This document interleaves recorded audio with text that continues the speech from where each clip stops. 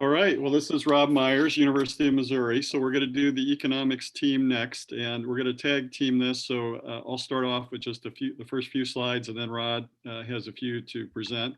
We do have a good team that's been meeting periodically to talk about our strategy. One thing I will say about the economics, and we'll get into the details here in a moment, is we're maybe in some ways lagging behind the other groups because we're relying on the work of the other groups to have some economic data to analyze. So we'll talk more about some of the challenges we foresee, but we also think as we get to the end of this project, we'll have some good information to work with. So first of all, the team members. So Ray Massey is also at the University of Missouri, where I'm based, and I saw he's on the call this morning. And then Alan Weber is also based in Missouri with Mark IV Consulting. Alan farms part-time as well as being an agricultural economist and consultant, and uses cover crops on his own farm. And then Rod has a team that he's been adding, postdoc and PhD student working with him.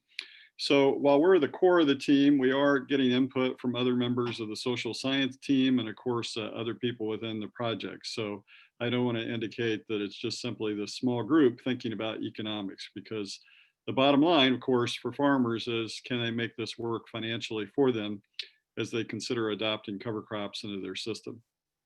Next slide, please. So thinking about the overall PSA project, you can see just from what's already been covered that there are a lot of different types of data being presented. So, what parts of that data are we going to be able to use?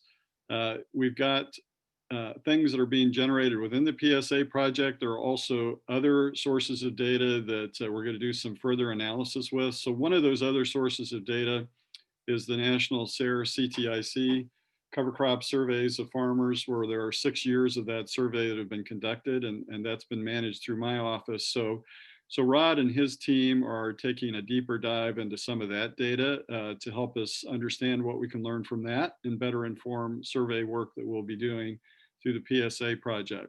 And speaking of the PSA project, Meredith Niles, as you heard, and Guang Han are working on a new survey instrument for farmers. You all participated in one of their surveys yesterday, which was great, but they're also going to be doing this farmer one, which will be very valuable to our economic efforts. And then, of course, we have the actual on-the-ground projects in terms of the on-farm trials at over 100 locations, Common Experiments 1 and 2. I wanted to say just a bit of more about those 3 projects or subcomponents of this overall project. So the on-farm trials, in a perfect world, would provide all kinds of economic data for us. But we realize that the intent of those trials is not necessarily an economics one. So we're going to use the information that we can from there, but it's going to be kind of a partial set of information. There will be some yield data, of course, but we won't have full cost information. So it'll be part of the picture, but it won't be kind of the defining analysis of what we can learn on economics. Likewise, with the Common Experiment 1 on nitrogen, of course, it's pretty easy to look at the nitrogen rates being used and look at some costs there. But again, this will just be a partial look at what's going on even in the nitrogen world, and likewise with Common Experiment 2. So we are going to look at some other sources of data. We'll look at some of the Optus, which is a kind of a remote sensing effort, looking at information from some of the USDA sources as well. And we may get into some possible case studies. Okay, next slide. So I'm going to just highlight our overall goals now that I've mentioned the data sources, and then turn this over to Rod, and he'll say a little bit more about this before getting into some more specifics. So as you'd expect, our goal looking overall is to better understand what are some of the current costs farmers are experiencing with cover crop seeding and termination. My personal observation from our national SARE survey is that the costs being paid are declining because farmers are getting more efficient. Secondly, to continue to get a better understanding of yield impacts. Of course, those are highly variable depending on the crop system, the location, the weather, all kinds of things. And one of the big challenges, I can't emphasize this enough, is a lot of what's been talked about so far with yield data is based on what happens in year 1. And Rod's going to talk about that in a moment. But then there's the other side of this, which is what happens over time. And we've seen, for example, and Rod will get into this, that it can change over time. We want to look at how farmers, as that time goes by, start to change their inputs. They may not change any of their input costs in the first year that they use cover crops, but over time, they're more likely to. So how do we evaluate that? And then the risk impacts of cover crops. If we have a particularly wet year or dry year at a particular location, how does that come into play? It's difficult to evaluate that, and even more difficult to communicate how farmers should think about that, but yet if cover crops pay off really big in a drought year, that may cover the cost of the cover crops for the next 5 years. So we need to get a better handle on that. And then, to some extent, we'll kind of get into what are some of the other economic and policy related factors that influence farmers' decisions. So the PSA field data will be helpful, especially from the standpoint of looking at regional differences and impacts. Stephen has encouraged us to work as quickly as we can to put together some information for a cover crop economics decision tool. So really, we're just starting to think about how that can happen, but hopefully we can move relatively quickly on that. And then we'll try to be contributing information periodically to the education and extension teams from the economic side. So at this point, I'm going to turn it over to Rod for some further comments from him.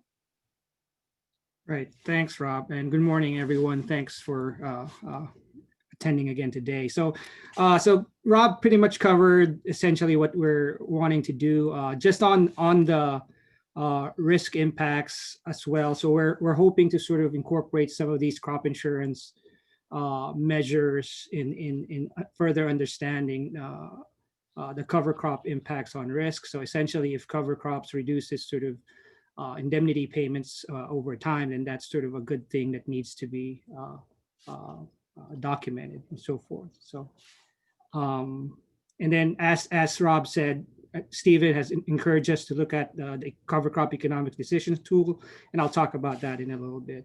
Next slide, please. So Rob discussed the various data sources that we are hoping to utilize, and at this point, I just wanted to dig deeper a little bit and discuss some of the preliminary work that we've done utilizing the field trial data that we have so far from the side-by-side trials that has been conducted since 2017. So essentially, this goes back to what Rob said in terms of looking at the short-run, one-year use impact of cover crops on yields, and we thought that the field trial data is a good source for looking at this more deeply. And the good thing with the data that we have, this is sort of like lots of farms. As of the moment, we just have the data from 2017 to 2019. Me and my grad student worked with Aureli on this to put together the data sets, and then merged it with the weather data and so forth. To sort of get to looking at the short-run yield impacts essentially of cover crops based on this field trial data. So we have 40 farms in 7 states. These are the side-by-side strip trial data where there's a no cover crop strip and a cover crop strip, as you could see in the picture below.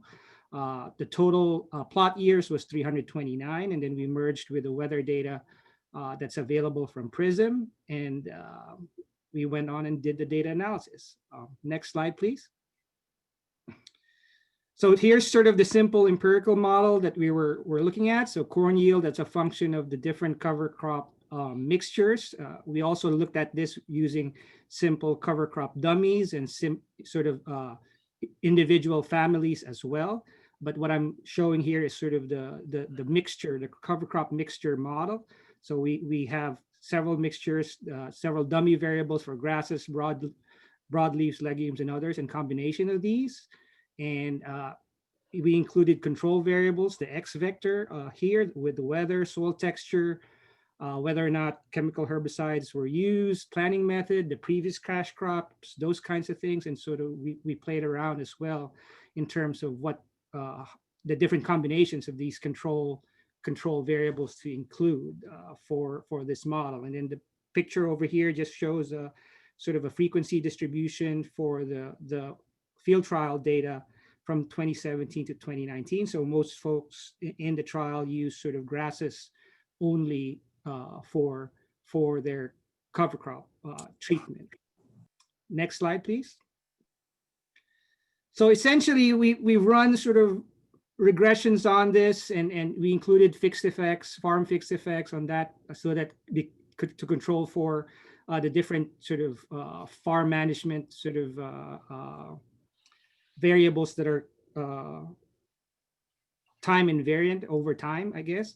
And so the punchline we're seeing here is that there's really no statistically significant effect on yields, except for this others mixture that we have to dig deeper again still on what these others are. I think these are just it's not necessarily others than grasses, broadleaves, or legumes. It's just that it wasn't classified in the data. So for that particular treatment, we've seen yield penalties for the first year. So generally, there's no statistically significant effect on corn yields, although we find some evidence for a yield penalty using that others treatment. So we sort of argue that this may be the main reason for the low cover crop adoption levels as of the moment, around 3.9% based on the Census of Agriculture in 2017. And so the economic incentives to look at these kinds, to adopt these cover crops may be low because of that, and helps justify the use on the policy side of cost share payments for encouraging initial adoption. Next slide, please. But based on the national survey from CRC-TIC, Rob mentioned this, I think, already, that over time, it was observed that yields gradually increase. So that's the next step, probably, to sort of look at multi-year use of these cover crops and look at the effects on yields and exactly what the magnitudes of the yield increase over time we could expect. So I think from the national survey that Rob did, and they said 3 years, you'll see some sort of yield increase in 3 years, but maybe more over time. So that's, I think, still a good empirical question on the economic side to think about. Next slide, please. And then we're doing some work on the decision tool as well. Stephen encouraged us to do this. So we started looking at some of the existing cover crop economics tools out there, the most popular of which is the NRCS tool. Both are Excel-based, and from my initial conversations with the folks that sort of develop these tools, they are sort of looking for, I guess, collaborators to improve it and make it sort of web ready rather than an Excel-based tool. And so we're gonna dig deeper a little bit on this as we go forward on the project. And that's all I have, I think. Thank you.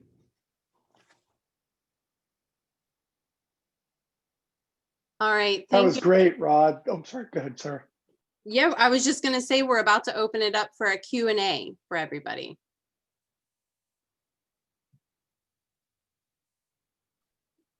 I wanted to respond to something that I just saw show up in the chat. Mike Mulvaney mentioned no CC effect on corn yield, but he would love to see it broken down by irrigated versus non-irrigated. I'm pretty sure all of the sites that Rod was working with are non-irrigated. Region would be interesting. And I think in that table he had it broken down by grasses and legumes. Yeah, Brian, that's correct. All the sites are non-irrigated. But I think one of the next steps with like the yield analysis, will be to try to put it in parallel from the result from the water analysis. So like if, for example, my analysis shows that we have a different response in sandy soils versus the other one, then we might be able to look at yield only on the sandy soils. And so we can like see if we have a yield impact per effect. And Chris also just made a great point that we haven't had a lot of drought stress. Yeah, I mean, that was kind of exactly where I was going with this, because in the South, we always say we're 1 week away from a drought. and because we're on just such sandy soils here. So and those results, I love it when these results challenge my existing opinions, because the growers that I work around here feel like they get a soil moisture savings and therefore a yield bump in a dry year for the subsequent crop. So I just think this is really good information, and I'd love to plug in some of our work into this if we can. Yeah, I'd be happy to collaborate with you, Mike. And just commenting on the soil. So we included the soil texture already, I think, as one of the control variables. So actually, we could actually interact the cover crop treatments with the soil just to see if there is a different response depending on the soil type. And then also, as I've said, we merged in weather data here as well.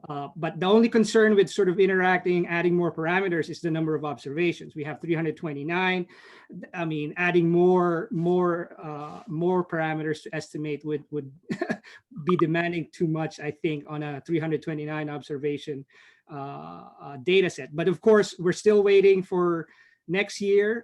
Sarah, Aurelie, and Brian, I'm waiting for the 2020 data set. So that, again, will increase the number of observations and will help put that. And then also, I think, Sarah, correct me if I'm wrong, we in that field history survey that we asked this year, we had several more sort of social demographic information and those kinds of things that could probably help inform this work.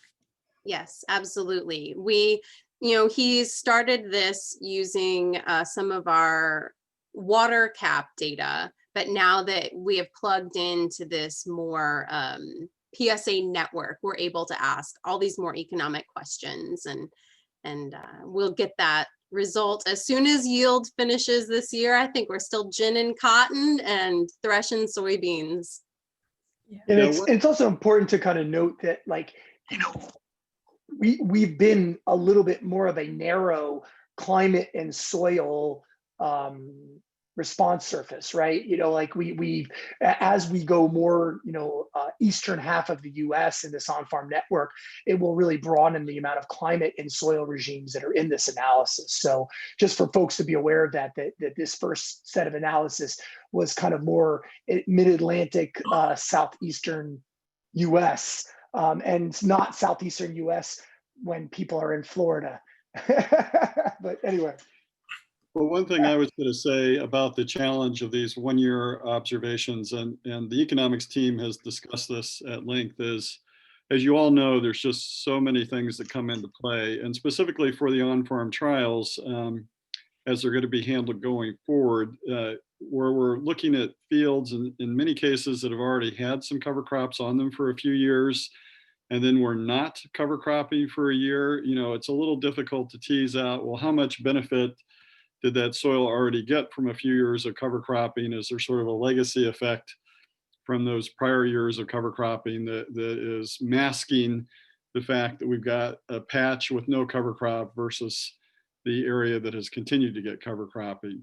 And then if we look at other studies where cover crops are truly introduced for the first time, we often have the challenge, especially, let's face it, for university agronomists doing it, that they're not able to do everything that a farmer might in terms of getting the cover crop established early, terminating later, getting a good stand, managing it effectively. So I think there's a lot of reasons that sometimes we don't see a yield impact. And of course, with corn, sometimes we see a yield loss, as has particularly been documented in Iowa with nitrogen tie-up issues. So bottom line, to me, I think our challenge in communicating about this is that we need to help farmers understand that the first year that indeed they shouldn't expect a whole lot of yield response, but that as they get their management down and make it fit for their system, then that's where they can start to see that yield response and profitability come in. So it's a challenge of communicating about it as well as how to do the research from my perspective.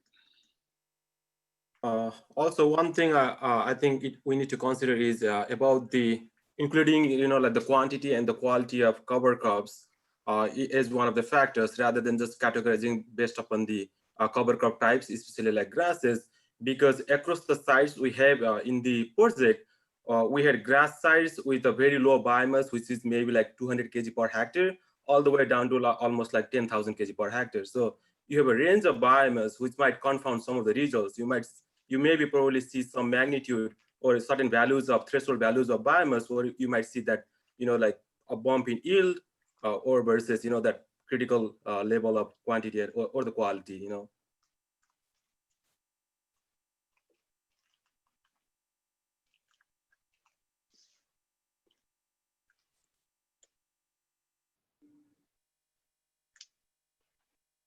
Some very exciting conversations happening in the Zoom chat. But while we're in this question and answer session, if there's more questions or comments, please, it doesn't need to just be a question. If you have a comment, don't hesitate to also chime in. Just wanted to thank everybody who contributed to the chat regarding the education questions about integrating technology. There's probably more here than I can digest quickly. I don't know if other education team members wanted to chime in about anything or follow up, but I think we will be reaching out if we have questions. Just wanted to thank everyone. Hey, Rod, this is Meredith. I just wanted to ask a question to connect all of your work with social science work as well. Obviously we've been thinking about this cover crop sophistication on this adoption spectrum.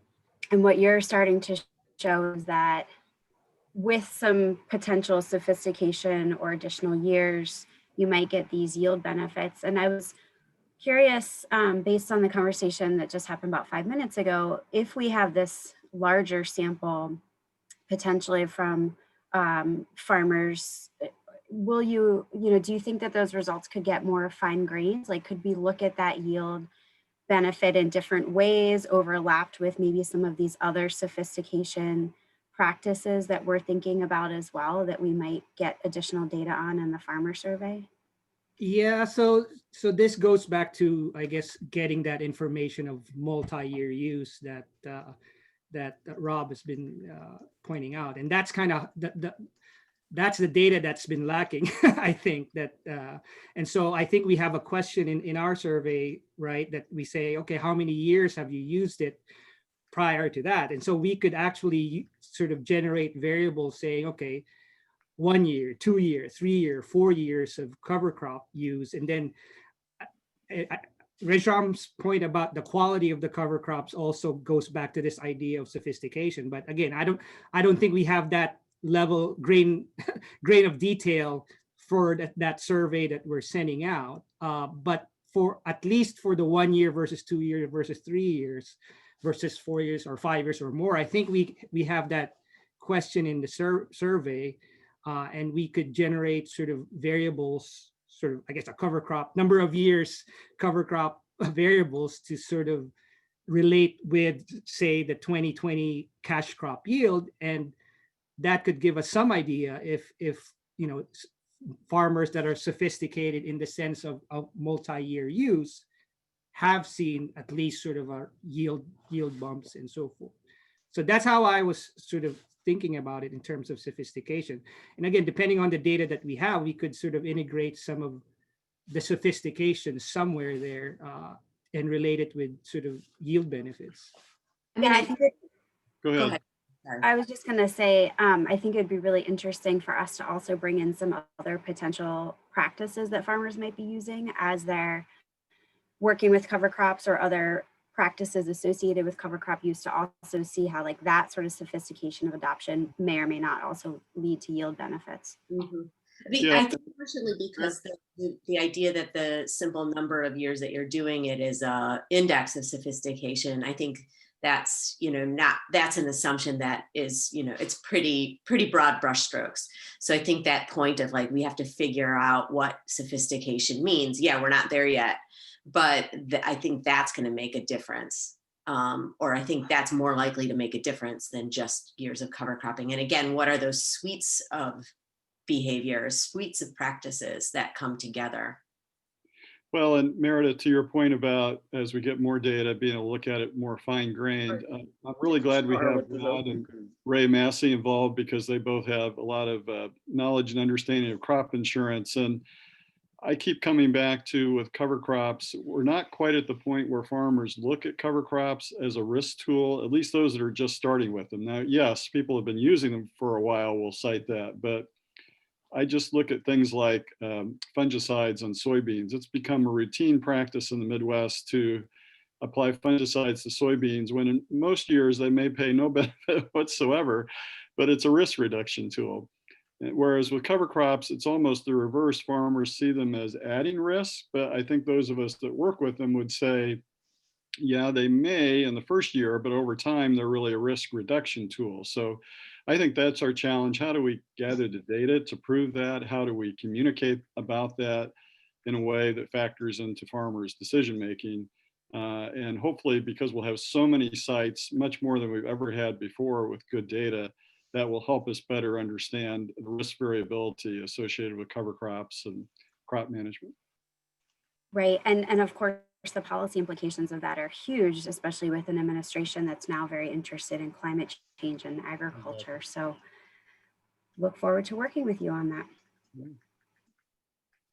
Yeah, and that goes back to, I guess, some of the additional work. If you go back to the slides that we put, some of the other objectives is looking at the risk. So well, I see that personally as a next step, but I'm trying to get to that using the other data set. So Bill Salas will talk about the Optis data, where he gave me some data on cover crop adoption at the cover crop level, at the county level, sorry, so that we could sort of relate sort of crop insurance losses to cover crop adoption at the county level, just to see whether there is a little bit of evidence at the higher level of aggregation that whether or not cover crop adoption reduces, for example, crop insurance losses or drought-related crop insurance losses, those types of things. So that's part of the, I guess, the portfolio.